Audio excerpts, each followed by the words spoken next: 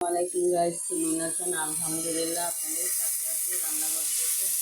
দেখেন আমি এখানে করলা ভাজি করতেছি। আজকে আমি করলা ভাজিটা অন্যরকম করবো। সবাই তো করলা ভাজি করে, আজকে আমি অন্যরকম করবো। দেখেন আপনারা, এখানে আমি করলা ভাজিটা কীভাবে করি। আমি আগে পেঁয়াজটা দিয়ে দিয়েছি, না পেঁয়াজটা আমি শেষে দিব, মানে হাফ সিদ্ধ হওয়ার জন্য। করলা আগে হাফ সিদ্ধ করতে হবে।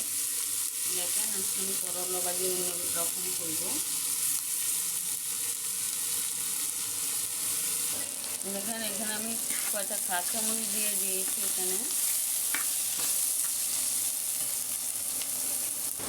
দেখেন আমি করলা ভাজিতে হলুদ দিয়েছি, না আমি এখন পেঁয়াজ কুচি দিয়ে দিব। এখানে কাঁচা করলাটা সিদ্ধ হয়ে গেছে। আমি করলা ভাজিতে একটা জিনিস হলুদ দিই না, এই জন্য আমার পেঁয়াজ কুচি আদা কাঁচা দিয়ে দিব।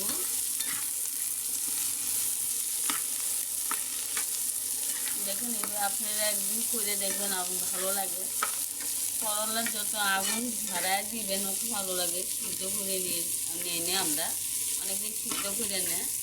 আমি করলা ভাজিটা দেখেন এমনি করে নিচ্ছি। আমি আগুন গ্যাসটা বেশি দিয়েছি, যে হাফ সিদ্ধ আমার যে পেঁয়াজটা দিয়েছি মিষ্টি মিষ্টি লাগে করলাটা।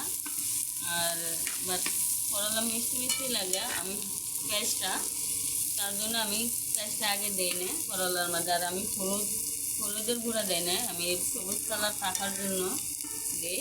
সবসময় সবুজ কালার থাকবে করলাটা। মাশাল্লাহ দেখেন করলাটা ভাজি যে কত সুন্দর হয়েছে, আলহামদুলিল্লাহ।